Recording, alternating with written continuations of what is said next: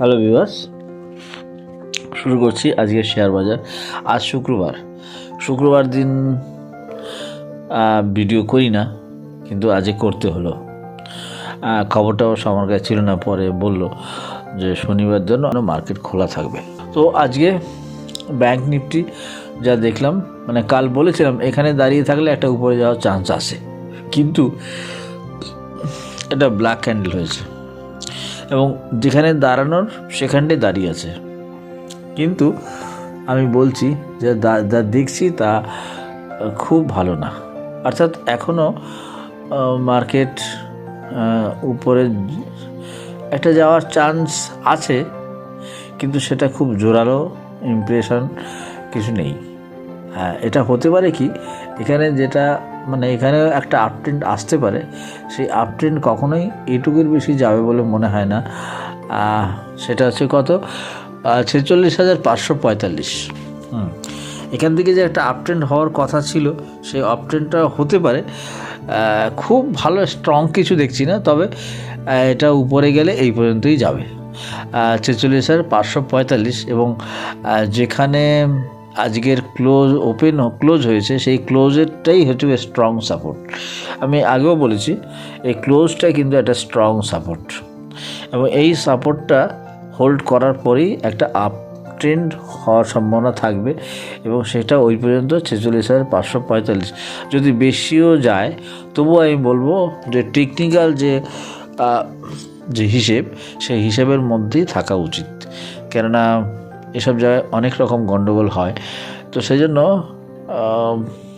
কেন হয়তো উপরে খুলতে পারে, তো এখানে ট্রেড করার সুযোগ দেবে কি না জানি না। উপরে খুললে সেখান থেকে নিচে আসার চান্সটা থাকবে, তো এরকমই একটা ব্যাপার। তো এই হচ্ছে ব্যাংক নিফটি, এবং এটা কালকের জন্য, কালকে জানি না এটা ভ্যালিড হবে কি না এই ট্রেডগুলো, তবুও এই হচ্ছে ব্যাংকের অবস্থা।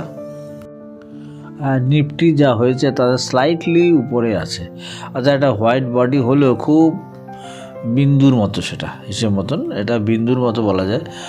একটা বিন্দু মানে 15 থেকে 22, এটা জাস্ট বিন্দু।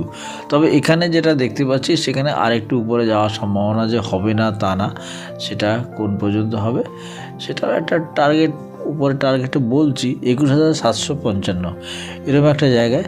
আজকে গেছে হাই 21,670, 21,755, এরকম একটা জায়গায় প্রায় 100 পয়েন্টের মতন, 100 না একটু বেশি, 100 একটু কম, যাই হোক।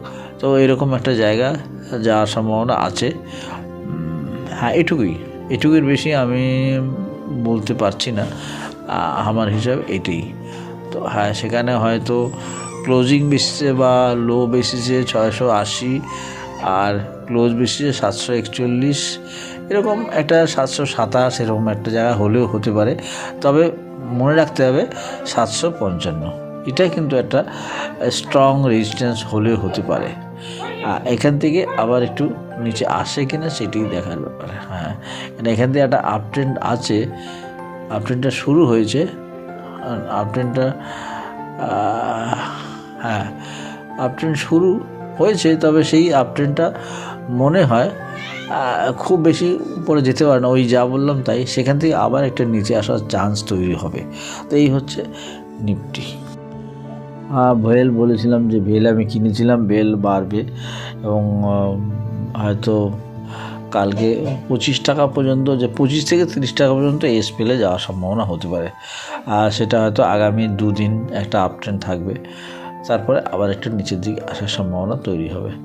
তো যা এই হচ্ছে, হ্যাঁ ভেল কিন্তু এখনও আপট্রেন্ড আছে, সেই আপট্রেন্ডটা কিন্তু 25 টাকার থেকে 30 টাকা 31 টাকা এরকম একটা জায়গা হওয়ার সম্ভাবনা।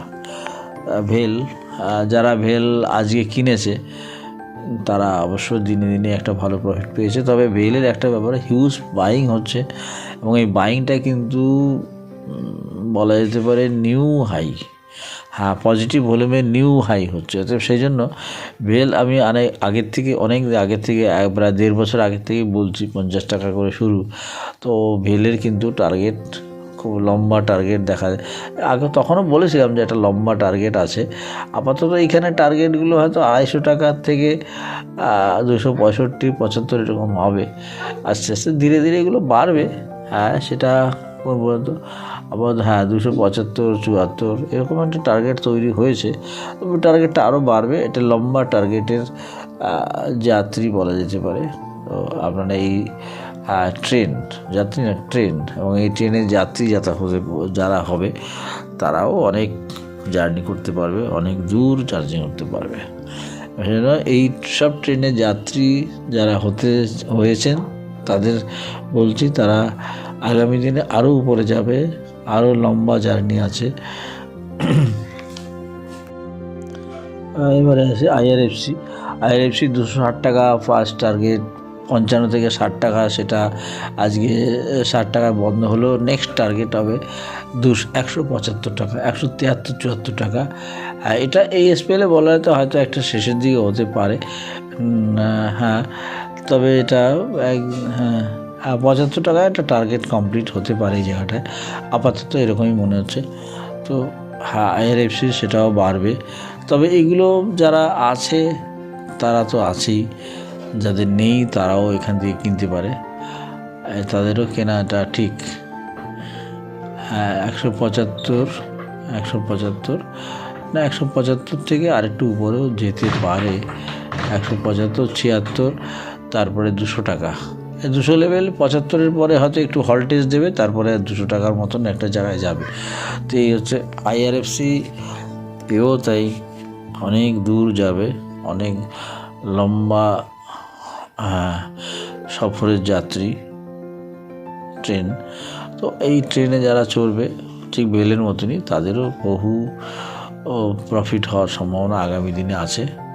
তো যাদের আছে এবং যাদের না আছে তারাও কিনতে পারে, এখান থেকে তারা অবশ্যই কিনতে পারে।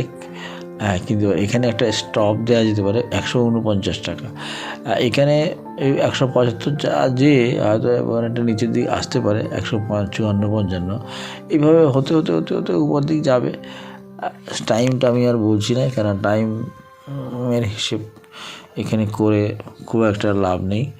তো এই দুটো স্টক খুব আগামী দিনের জন্য খুব ভালো, খুবই অ্যাট্রাকটিভ হয়েছে, আরও বেশি অ্যাট্রাকটিভ আগেও ছিল, এখন আরও দিনে দিনে যতদিন যাবে তত অ্যাট্রাকটিভ হবে। এবং তবে যারা এখনও কেনে নেই তারা কিন্তু কিনতে পারে, এটাই আমার বলছি এই দুটো স্টক সম্বন্ধে।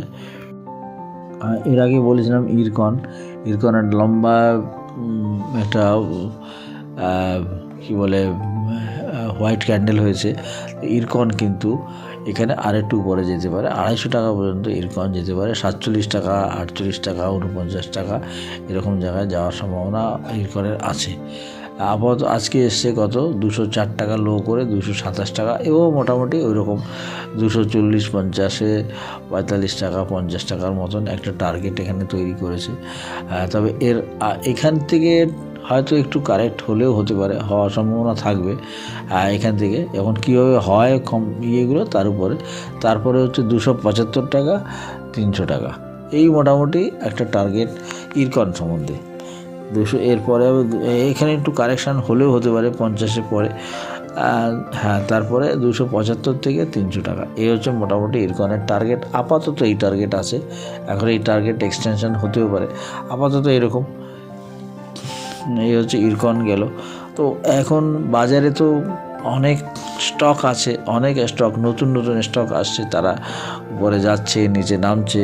তবে এখান থেকে বলছি যে একটা সার্টেন ডিস্টেন্স কভার করার পরে কিছু প্রফিট অবশ্যই করতে হবে, কেননা বাজার যেভাবে চলছে, বাজার এই চড়া মানে একসময় তো পতন হবেই, এবং পতনটা যখন হবে তখন খুব বিগরাস পতনই হবে, প্রচণ্ড গতিতে নিচে আসবে। সেই জন্য সেই জায়গাটা প্রায় চলে এসছে স্টক এগুলোর।